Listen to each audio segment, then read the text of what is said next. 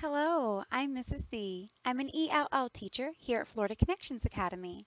Today I'm going over the Unit 2 Where Will Our Adventures Take Us? Lesson 25 Traveling in the City Portfolio Assignment. This is an assignment that you'll complete at home and turn into your teacher for a grade. Now, this assignment is about setting. So, first, let's talk about what setting means. The setting is when a story and where a story takes place. So every story happens somewhere and at a certain time. Let's look at some of those word cards from your lesson and decide which ones are settings. Hmm. The first one I see says flock. A flock is a group of birds. Do you think this is a time or a place? No, I don't think so either. So flock is not a setting. What about this one? This one says city. Is a city a place? Definitely, yeah. And I can tell in this picture, since it's not dark, it's daytime. So daytime in the city is a setting. What about an airport? An airport is a place you can travel to and visit. Again, I see clouds and a blue sky. So this is daytime at the airport. That is definitely a setting. All right, this next one says harbor. A harbor is a place where boats are. You might go sailing. And I see it's daytime again. So daytime at the harbor. This is also a setting. Abuela. In this picture, I don't really see a place. I see a grandmother, right? So a grandmother is a person. That is not a setting. This last one says adventure. Adventure. So you could go whitewater rafting, you could go mountain climbing. Those are all adventures. But an adventure is not a place. You would have to go to a place, to a setting to have an adventure. All right, so now that we know what setting is, I'm going to read a story to you. This story is called Apple Juice Tea, and the author is Martha Weston. After I read the story, we're going to complete a worksheet about setting together, okay? Listen closely. Polly has a mama, a daddy, and a gran. Polly's gran lives far away. Now she is coming to visit. You were a tiny baby the last time you saw Gran, says Mama. Do you remember her? Polly sees Gran's picture in the hall every day. She thinks she remembers Gran a little bit.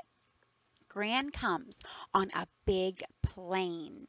Mama says it's Gran, and Daddy says it's Gran, but her face doesn't look like her picture in the hall. I have a hug for you, Polly, says Gran. But Polly doesn't know Gran, and she doesn't want Gran to hug her. At home, Polly wants to be with Mama, but Mama is always talking to Gran.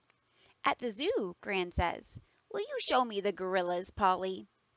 I always see gorillas with Daddy, says Polly. At the park, Gran says, Want to push on the swing, Polly? Mama always pushes me on the swing, says Polly. At bedtime, Daddy says, Let Gran read you The Three Bears, Polly. No, says Polly, I don't want a story.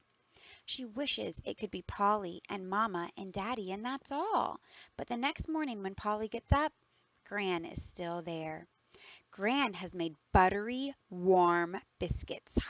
Mmm.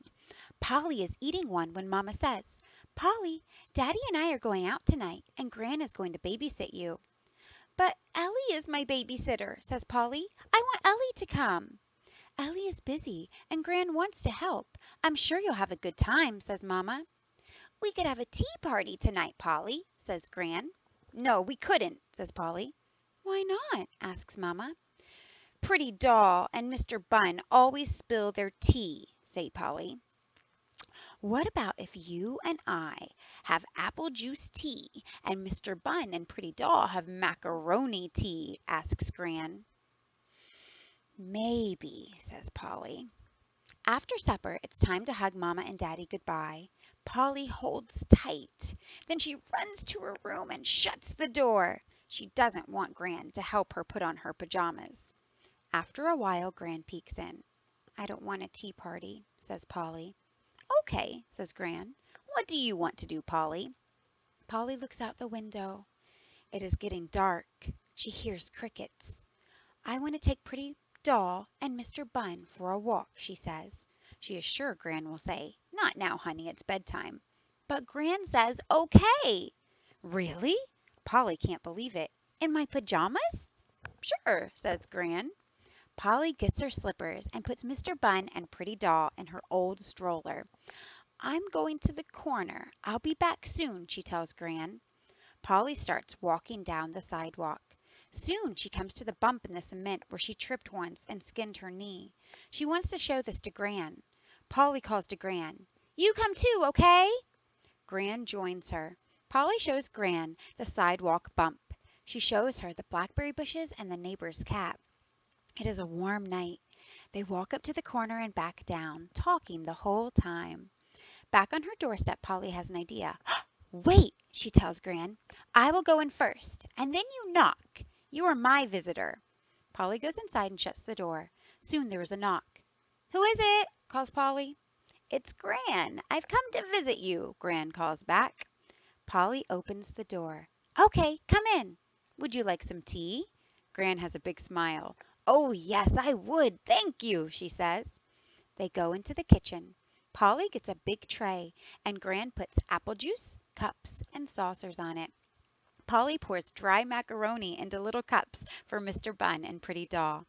Gran starts to put the tray on the big table. "Yoo-hoo, Gran," says Polly. "I'm down here. Let's have tea in my table house." So Gran and Polly have an apple juice tea party under the big table. Polly decides she likes the way Gran holds her cup and saucer. She tries to hold hers in the same way. It is past Polly's bedtime when she crawls under the covers and listens to Gran read The Three Little Pigs. Gran has a funny squeaky pig voice and a deep growly wolf voice. Then Gran sings a lullaby that Polly has never heard before. It is a long one, a little sweet and a little sad. While Gran is singing, Polly falls asleep. The next morning Gran is still there. Polly and Gran go to the store together to buy more apple juice. Okay, so that is our story. You are going to complete a worksheet about the setting, the places and times that things happened in this story. So let's look at our worksheet. It says setting.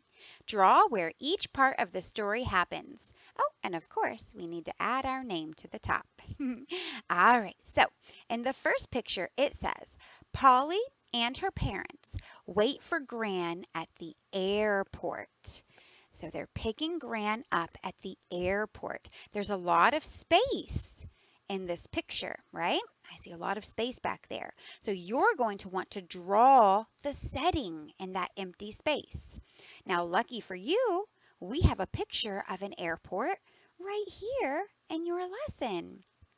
So you can use this picture for inspiration, or if you've been to an airport before, you can draw it a little differently. That's okay.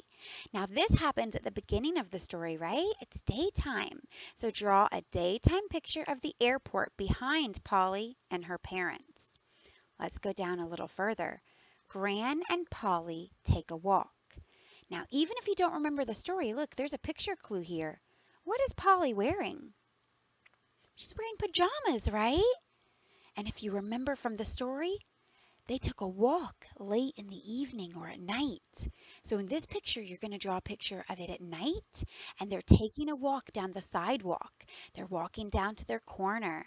It says she showed her Gran blackberry bushes and the neighbor's cat. You could add those things to the background as well. So you're going to draw the setting in these two spaces. The last one says Gran and Polly have a tea party. So where did that happen? Under the big table, right? So they're in Polly's house. They came back from their walk and had the tea party. You can draw a big table with Gran and Polly underneath it. Maybe a window that shows it's nighttime outside still. Ah, that would be perfect. All right, so make sure you draw the background for each of these three scenes. You're going to draw the setting, when and where these parts of the story took place. Once you complete that, make sure you have your learning coach upload it to your teacher, turn in that assessment, and I'm sure you'll get a fantastic grade on this portfolio. That's it for me. I'll see you next time. Goodbye, goodbye.